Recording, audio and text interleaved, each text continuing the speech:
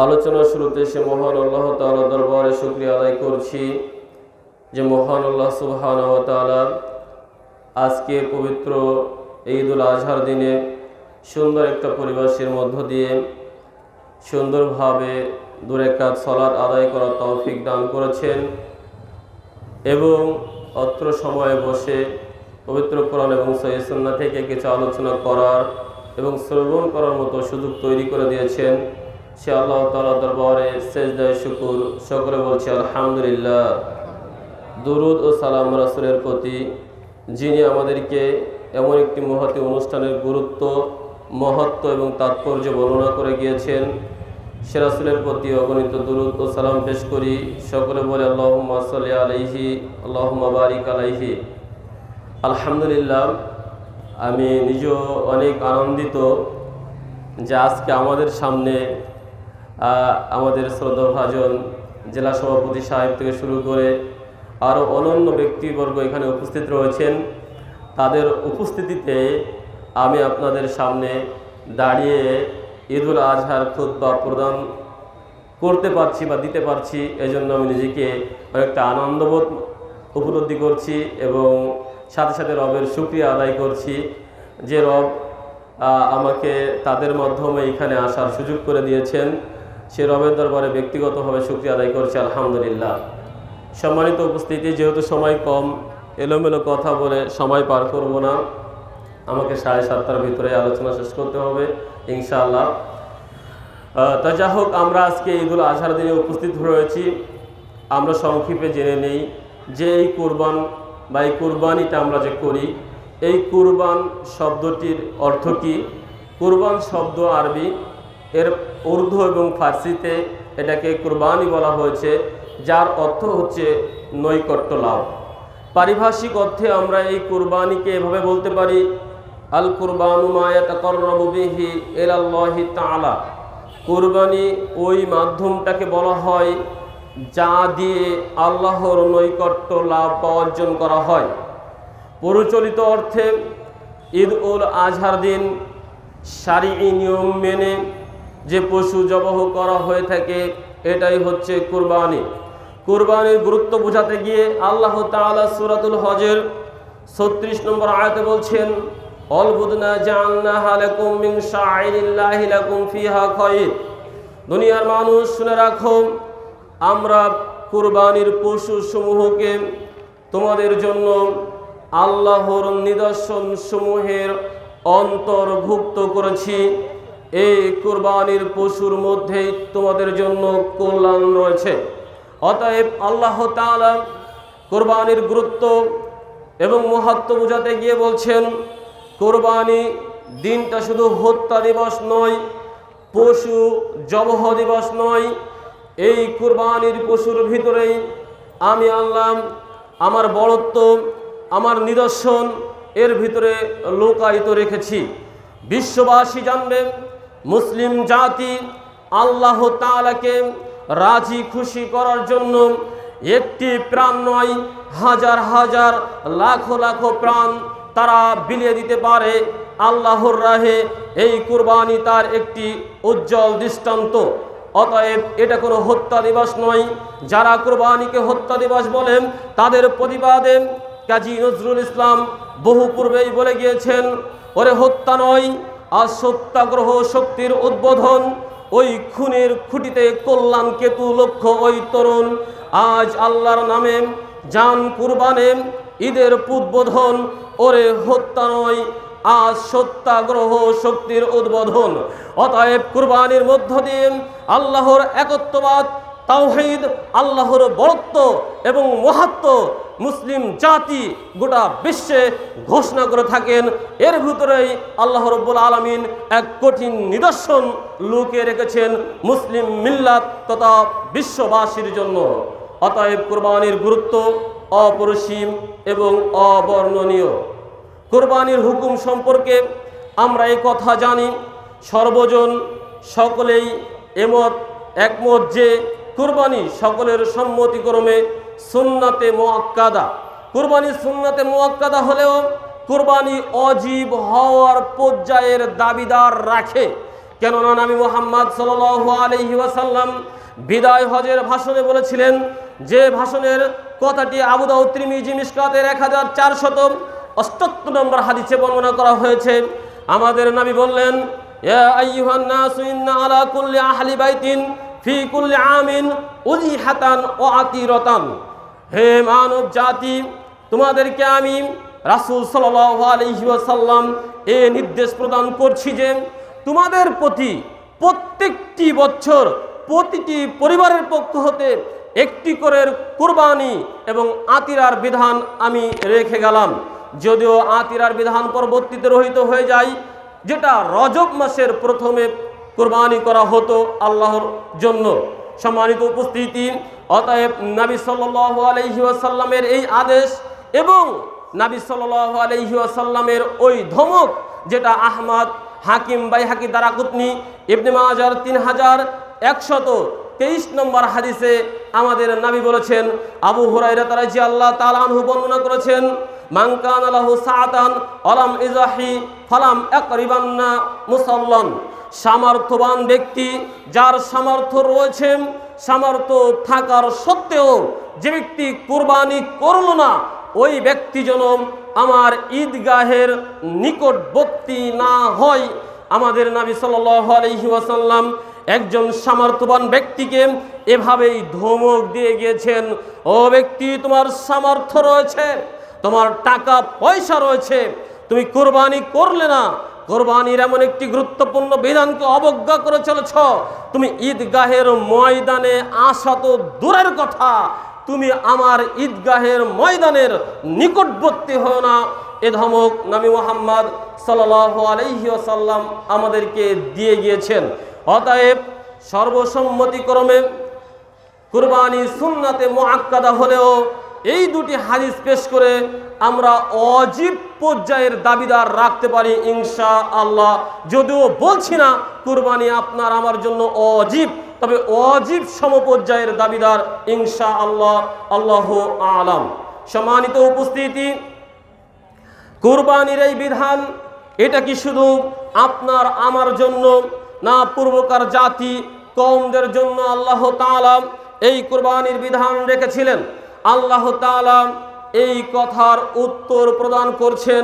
আল্লাহ তাআলা সূরা হজের 34 নম্বর আয়াতে আমাদেরকে জানাচ্ছেন, ওয়ালিকুল্লি উম্মাতিন জাআলনা মানসাকাল লিযকুরু ইসমাল্লাহি আলা মা রাযাকাকুম মিন বাহিমাতিল আনআম ফাইলাহুকুম ইলাহু ওয়াহিদুন ফালাহু আসলিমু ওয়াবাশশিরিল মুখবিতিন।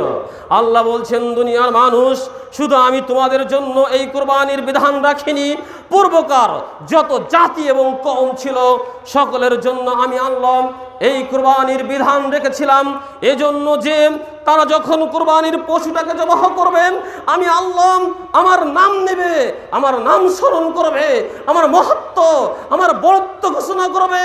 এজন্য যে আমি কুরবানির গবাদি পশুর মধ্য হতে এই বিশ্ববাসী মুসলিম জাতির জন্য, এই উম্মার জন্য আমি আল্লাহ তাআলা সুস্বাদু রিজিকের ব্যবস্থা করেছি। ফাইলাহুকুম ইলাহু ওয়াহিদুন। সুতরাং বিশ্ববাসী জেনে রাখো, তোমাদের রব, তোমাদের ইলাহা, তোমাদের রব, তোমাদের প্রভু শুধুমাত্র একজন। ফালাহু আসলিমু। সুতরাং তোমরা তার নিকটে আত্মসমর্পণ করো। ওয়াবাশশিরিল মুখবিতিন। হে নবী, আপনি বিনয়ী, নম্র, যারা বিনয়ী হলো তাদেরকে সুসংবাদ প্রদান করুন। বর্ণিত এই আয়াত দিয়ে আমরা 6টি বিষয় জানতে পারলাম। এক, কুরবানি শুধু আমাদের জন্য নয়, পূর্বকার জাতি এবং কওমের জন্য ছিল। যে কথা আমরা জানতে পারি সূরা মাঈদার 27 নম্বর আয়াত দিয়ে, যে পৃথিবীর সূচনা লগ্নেই আল্লাহ এই কুরবানির বিধান দিয়েছিলেন। আদম আলাইহিস সালামের 2 পুত্র হাবিল এবং কাবিল কুরবানি করেছিল। আল্লাহ তাআলা তাদের কুরবানির ইতিহাসটি সূরা মাঈদার 27 নম্বর আয়াতে তুলে ধরেছেন। অতলু আলাইহিম নাবা আবনাই আদম বিল হাক্কি ইজ করবা কুরবানান ফাতাকাব্বালা মিন আহাদিহিমা ওয়া লাম ইয়াতাকাব্বাল মিনাল আখার ক্বালা লা আকতুলান্নাকা ক্বালা ইন্নামা ইয়াতাকাব্বালুল্লাহু মিনাল মুত্তাকিন। এই আয়াতে আল্লাহ বলছেন, হে নবী, আপনি আদম আলাইহিস সালামের দুই পুত্রের সেই কুরবানির ইতিহাস মানুষের সামনে সত্য সহকারে তুলে ধরুন। যখন তারা দুটি ভাই কুরবানি করেছিল, তাদের একজনের পক্ষ থেকে কুরবানি কবুল করা হয়েছিল, অপরজনের কুরবানি কবুল করা হয়নি, পড়ে রয়েছিল। তখন অপরজন বলেছিল, আমি তোমাকে হত্যা করব। তখন হাবিল একথা বলেছিল, নিশ্চয়ই আল্লাহ তাআলা মুত্তাকি, আল্লাহ ভীরু পরহেজগার ব্যক্তির নিকট থেকেই তার কুরবানি কবুল করে থাকেন। এই আয়াত দিয়ে আপনাকে আমি কয়েকটি মেসেজ দিতে চাচ্ছিলাম। এক, হাবিল এবং কাবিল কুরবানি করেছিল, কাবিলের কুরবানি কবুল হয়নি, হাবিলের কুরবানি কবুল হয়েছিল। তার প্রথম কারণ হচ্ছে, কাবিল যে কুরবানি দিয়েছিল শস্যদানা, সেটা ছিল নিম্নমানের। হাবিল যে কুরবানি দিয়েছিল দুম্বা বা পশু, সেটা ছিল উৎকৃষ্ট মানের, একেবারে উত্তম যে পশুটি তার ছিল, সেটাই সে আল্লাহর জন্য কুরবানি করেছিলেন। এ থেকে বোঝা যায়, আপনার নিকৃষ্ট কোনো জিনিস, অবহেলিত কোনো জিনিস আল্লাহর রাহে বিলিয়ে দিলে, দান করলে কবুল হবে না। যখনই আপনার কাছে সবচেয়ে প্রিয় জিনিস, উৎকৃষ্ট জিনিস, উত্তম জিনিসটি দান করবেন, আল্লাহর রাহে বিলিয়ে দিবেন, তখনই আল্লাহ ওটা কবুল করবেন। এজন্য একটা কথা আপনাকে আমি বলে যেতে চাই, আপনি যখন মসজিদে যান, কৌটায় টাকা দান করেন, মসজিদের টাকা গুনলেই দেখা যায় 1000 টাকার ভিতরে 300 টাকা হলো ছিঁড়া, টেপ মারা, কাটা, ময়লা ইত্যাদি অচল। তার মানে আপনি 10 দোকানে ওই টাকাটা দিয়েছেন, নেইনি। তখন আপনার মাথায় একটা বুদ্ধি এসেছে, আজকে তো জুম্মায় যাচ্ছি, ওটা মসজিদের কোটায় দিয়ে দেব। আপনার এই নিকৃষ্ট, এই অবহেলিত কুরবানি বা ত্যাগকে, এই দানকে আল্লাহ কবুল করবেন না। আপনি দান করবেন উত্তমটি। আপনি 1000 টাকা দান করতে পারেন, আমি 1 টাকা দান করি, তবে আমার ভিতরে এইটি কাজ করে, আমি যখন 1 টাকা দান করি, তখন দেখি আমার কাছে যে টাকা রয়েছে, ওর ভিতরে আমার চোখে কোনটা ধরে সেটা আমি বের করে দিই। আপনাকেও বলছি, যখনই যে কোনো জায়গায়, যে কোনো মুহূর্তে আল্লাহর জন্য যা কিছু দিবেন, আপনার সবচাইতে প্রিয়, উত্তম, পছন্দনীয় জিনিসটি আল্লাহর জন্য কুরবানি করবেন, দান করবেন, ত্যাগ করবেন, তবেই আল্লাহ আপনার কুরবানি গ্রহণ করবে। অন্যথায় কাবিলের কুরবানির মতো পড়ে থাকবে, এছাড়া আর অদ্বিতীয় কোনো পন্থা নেই। সম্মানিত উপস্থিতি, দ্বিতীয় কথা হলো, কাবিল হাবিলকে হত্যা করেছিল। প্রশ্ন যদি করা হয়, কাবিল হাবিলকে কেন হত্যা করেছিল, তাহলে আমরা জানতে পারবো। মুহতারাম আমিরে জামাত প্রফেসর মোহাম্মদ আসাদুল্লাহ আল গালিব হাফেজাহুল্লাহ, তিনি এই আয়াতের, সূরা মাইদার 27 নম্বর আয়াতের ব্যাখ্যা করতে গিয়ে তিনি বলছেন, হাবিলকে হত্যা করেছিল কাবিল, তার মূল কারণ হলো হিংসা। হিংসার বশবর্তী হয়ে তিনি হাবিলকে হত্যা করেছিলেন। এই জন্য পৃথিবীর প্রথম পাপ হচ্ছে হিংসা, দ্বিতীয় পাপ হচ্ছে হত্যা। প্রথম পাপ হচ্ছে হিংসা, দ্বিতীয় পাপ হচ্ছে হত্যা। কাবিল ছোট ভাইয়ের উন্নতি, সফলতা, মান মর্যাদা মেনে নিতে পারেনি। সে বুঝতে পেরেছিল আমার চাইতে হাবিলের মর্যাদা বেশি, সম্মান বেশি, ইজ্জত বেশি, পিতার কাছে গ্রহণযোগ্যতা বেশি। আজ আমার কুরবানি কবুল হয়নি, হাবিলের কুরবানি কবুল হয়েছে, তার ইজ্জত বেড়ে গিয়েছে, তার এই সম্মান, তার এই অর্জন সে মেনে নিতে পারেনি। তাই হিংসার বশবর্তী হয়ে সে হাবিলকে হত্যা করেছিল। বর্তমান সময়েও আপনি দেখবেন, আপনার আমার সমাজে, আপনার আমার সফলতায় এক শ্রেণীর হিংসুক, তারা হিংসায় জ্বলে পড়ে মরে। তারা চিন্তা করে ওর সফলতাকে কিভাবে ডাবিয়ে দেওয়া যায়। সে আপনার উন্নতি, সে আপনার সফলতা মেনে নিতে পারে না। আপনি একটি চাকরি পেয়েছেন, ওই হিংসুক হিংসা করে। আপনি একটা ব্যবসা প্রতিষ্ঠা খুলেছেন, ওই হিংসুক হিংসা করে। আপনি শিক্ষা দীক্ষায় অর্জন করে একটা সম্মানিত জায়গায় আপনি উন্নয়ন হয়েছেন, আপনার ওই সম্মান ইজ্জত দেখে ওই হিংসুক হিংসা করে। হিংসুকের হিংসা এত খারাপ, হিংসুকের হিংসা এত খারাপ, হিংসুক নিজেকে ক্ষতি করে হলেও অন্যের ক্ষতি করে থাকে। ছোট্ট একটা গল্প বলবো। গল্পটি হলো এই, একজন ব্যক্তিকে বলা হলো, ব্যক্তি তুমি আল্লাহর কাছে যা চাইবে আল্লাহ তোমাকে তাই দিবে, সত্য, তোমার প্রতিবেশীকে আল্লাহ ডবল দিবে। তখন ওই হিংসুক ব্যক্তি বলছেন, আল্লাহ আমাকে 1 তলা বাড়ি দাও। প্রতিবেশীকে 2 তলা দেওয়া হলো। হিংসুক ব্যক্তি বলছেন, আল্লাহ আমার 1টা পাজারো গাড়ি দাও। প্রতিবেশীকে 2টা দেওয়া হলো। আমার 5 বিঘা জমি দাও। প্রতিবেশীকে 10 বিঘা দেওয়া হলো। তখন হিংসুক ব্যক্তি চিন্তা করছে, কি করা যায়। আমি যদি এখন প্রতিবেশী 5 তলায় রয়েছে, আমি আল্লাহকে বললাম আল্লাহ আমাকে 10 তলা দাও, তা প্রতিবেশী তখন তো 20 তলায় হয়ে যাবে। তা প্রতিবেশীর এখন 2টা পাজারু রয়েছে, আমি আল্লাহকে বললাম আল্লাহ আমাকে 20টা পাজারু দাও, প্রতিবেশীর তো 40টা হয়ে যাবে। প্রতিবেশীর এখন 10 বিঘা জমি রয়েছে, আমি বললাম আল্লাহ আমাকে 100 বিঘা জমি দাও, প্রতিবেশীর তো 200 বিঘা হয়ে যাবে। তো প্রতিবেশীর এই উন্নতি, প্রতিবেশীর এই অর্জন, প্রতিবেশীর এই সফলতা এই হিংসুক ব্যক্তি মেনে নিতে পারেনি। তাই ও আল্লাহকে বলল, আল্লাহ আমার 1টা চোখ কানা করে দাও, প্রতিবেশী অন্ধ হয়ে থাক। এর নাম হলো হিংসুকের হিংসা, এর নাম হলো হিংসুকের হিংসার বহিঃপ্রকাশ। হিংসুক তার নিজেকে ক্ষতি করে হলো অন্যের ক্ষতি সাধন করার জন্য উৎপাত পড়ে লেগে যায়, এটা হলো হিংসা। এই জন্য আল্লাহ তাআলা সূরা ফালাকের 5 নম্বর আয়াতে মুসলিম মিল্লাকে আল্লাহর কাছে দোয়া শিখিয়েছেন, অমিন শাররি হাসিদিন ইজা হাসাদ। ও আল্লাহ, তোমার কাছে আমি সাহায্য চাই, তোমার কাছে আমি এ সাহায্য প্রার্থনা করি, আশ্রয় প্রার্থনা করি ওই হিংসুকের হিংসা থেকে, যখন ওই হিংসুক আমার প্রতি হিংসা করে। অতএব সম্মানিত উপস্থিতি, হিংসা নিয়ে অনেক কথা বলা যায়, সময় সংক্ষেপ, তাই শুধু এটুকুই মেসেজ বললাম। পৃথিবীর ইতিহাসে কুরবানির সাথে যে কথা জড়িয়ে রয়েছে সেটা হলো হিংসা, হিংসা, হিংসা। পৃথিবীর সর্বপ্রথম পাপ হলো হিংসা। অতএব আপনাদের নিকটে উপস্থিত নারী পুরুষের নিকটে সবিনয় অনুরোধ, আসুন, কুরবানি আপনাকে ত্যাগ শিখিয়েছে, মহত্ব শিখিয়েছে, আত্মসংবরণ শিখিয়েছে, বিনয়ী শিখিয়েছে, যেটা ইব্রাহিম আলাইহিস সালামের মাধ্যমে, ইসমাঈল আলাইহিস সালামের মাধ্যমে আমরা জানতে পারি। সূরা সফফাতের 102 থেকে 9 নম্বর আয়াতে বিশাল কথা বলেছেন, যেখানে ইব্রাহিম আলাইহিস সালাম তার সন্তানকে বলেছিল, আমি স্বপ্ন দেখেছি তোমাকে জবাহ করছি, এ বিষয়ে তুমি মতামত বলো। তখন ওই ইসমাঈল আলাইহিস সালাম বলেছিলেন, ক্বালা ইয়া আবাতি ফালতু মারসাতাজিদুনি ইনশাআল্লাহু মিনাস সাবিরিন।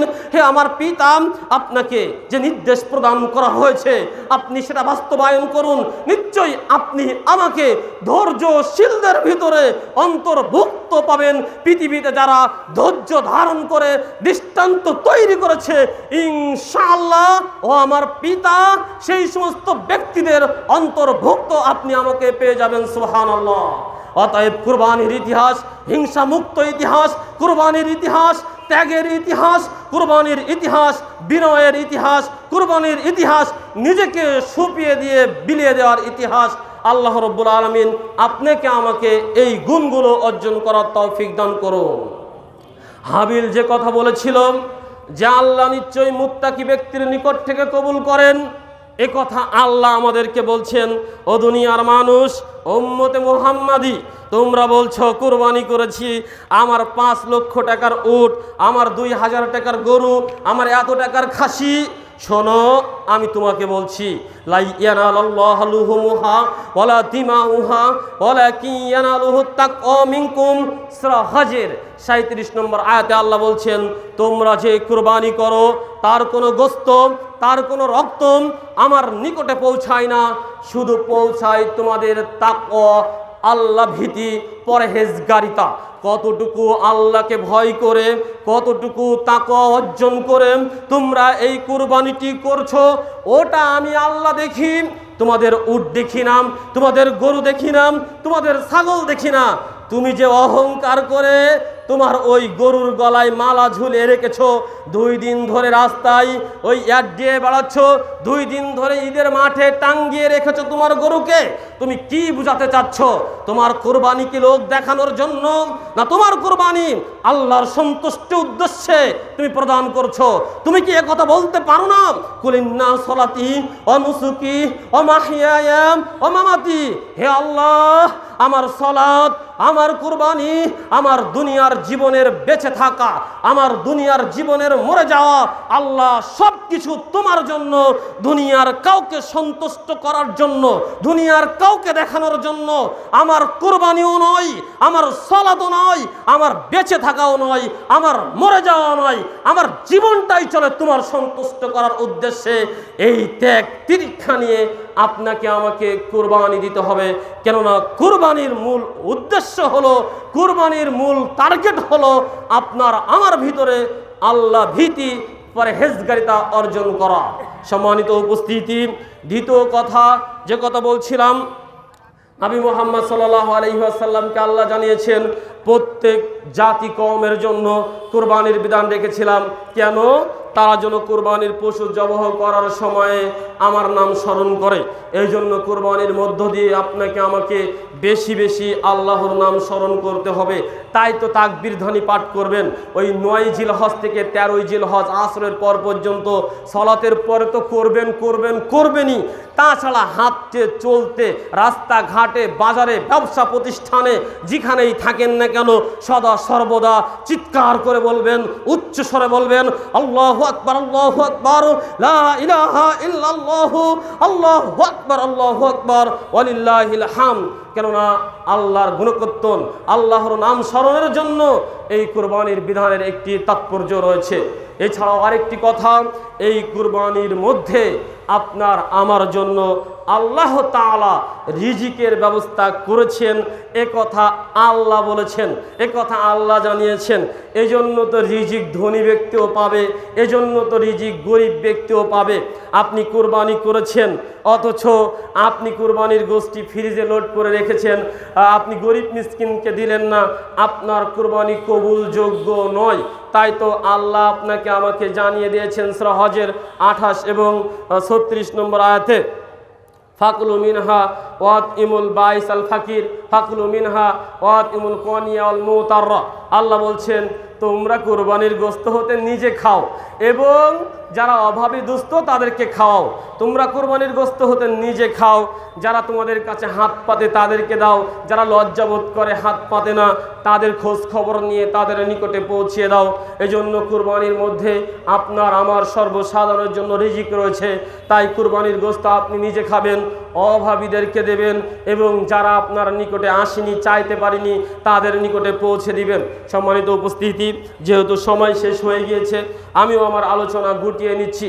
তবে ইব্রাহিম আলাইহিস সালাম থেকে যে কুরবানি আমাদের মাঝে চলে এসেছে, ইব্রাহিম আলাইহিস সালাম যে তাওহীদি চেতনা নিয়ে কুরবানি দিয়েছিলেন, যে শিরকের বিরুদ্ধে বলিষ্ঠ কণ্ঠস্বর উচ্চারণ করেছিলেন, আমাদেরকেও সেভাবে ইমানি বল দেখাতে হবে। এজন্যই তো উর্দু কবি বলেছিলেন, আগার হো যায় ফির হামে ইব্রাহিম কা ইমা বাগদা, আগমে হো সেকতা হয় ফির আন্দাজে গুলিস্তা পায়দা। আমাদের মাঝে যদি ফের আবার ইব্রাহিম আলাইহিস সালামের ইমান পয়দা হয়, তাহলে অগ্নির মাঝে নতুন করে আবার ফুল বাগানের নমুনা সৃষ্টি হবে ইনশাআল্লাহ। আল্লাহ তুমি আমাদের মাঝে ইব্রাহিম আলাইহিস সালামের মতো দীপ্ত ইমান পয়দা করে দাও। তাওহীদের পক্ষে, শিরকের বিপক্ষে আমাদের ইমানকে মজবুত এবং অটল রাখো। আল্লাহ তুমি আমাদের দোয়া কবুল করো, আল্লাহুম্মা আমিন। সাথে সাথে এই ঈদটা যেন আল্লাহর বিধানকে কার্যকর করার জন্য হয়, সেদিকে আপনাকে আমাকে খেয়াল রাখতে হবে। ঈদ মানে খুশি, ঈদ মানে নাচানাচি, ঈদ মানে গান, ঈদ মানে ডান্স, ঈদ মানে অশ্লীলতা, এমন যেন না হয়। কারণ ঈদ হলো আল্লাহর বিধান কায়েম করার জন্য। তাই তো কাজী নজরুল ইসলাম বলেছিলেন, যদি না হয় কায়েম আল্লাহর ধারায় তার দিন, কিসের আবার ঈদের খুশি, এ অনুষ্ঠান অর্থহীন। অতএব আল্লাহর এই ধারায় যদি আল্লাহর দিন কায়েম না হয়, আপনার আমার এই ঈদের অনুষ্ঠান, এই ঈদের খুশি, এটা অর্থহীন, এটাই স্বাভাবিক। অতএব আল্লাহ যেন আপনার আমার চেষ্টা প্রচেষ্টা মনোবল দিয়ে আল্লাহর ধারায় আল্লাহর দিনকে প্রতিষ্ঠা করার তৌফিক দান করেন, আল্লাহুম্মা আমিন। সম্মানিত উপস্থিতি, আমাদের এখানে অনেকেই দোয়া চেয়েছেন, বিশেষ করে আমাদের নিকট দোয়া চেয়েছেন ও সালাম জানিয়েছেন আমিরে জামাত প্রফেসর ডক্টর মোহাম্মদ আসাদুল্লাহ গালিব হাফেজাহুল্লাহ। তিনি অত্যন্ত অসুস্থ, তার জন্য আমরা দোয়া করি। আল্লাহ তুমি মুহতারাম আমিরে জামাতকে শিফায়ে কামেলা দান করো। আজিবিল বাস রাব্বান নাস আশফি আনতা শাফি লা শিফাআ ইল্লা শিফাউকা শিফাআন লা ইগাদিরু সাকামা। আল্লাহ জাতির সামনে যে খেদমত তার রয়েছে, এই খেদমতের জন্য আল্লাহ তুমি তাকে সুস্থতা দিয়ে এই জাতির মাঝে আবার সাবলীলভাবে যেন দ্বীনি দাওয়াতের আঞ্জাম দিতে পারে, সে তৌফিক দান করো। আল্লাহ তুমি আমাদের দোয়া কবুল করো, আল্লাহুম্মা আমিন। সালাম জানিয়েছেন সাবেক জেলা প্রশাসক জনাব মোহাম্মদ ইফতিকার সাহেব। আমরা আরও দোয়া করব এই ঈদগাহে জামাতের প্রতিষ্ঠাতার জন্য, যার সময় গ্রাম ও শ্রম ও অর্থ, যারা শ্রম এবং অর্থ দিয়েছেন মরহুম মোহাম্মদ আব্দুল গফুর সাহেব,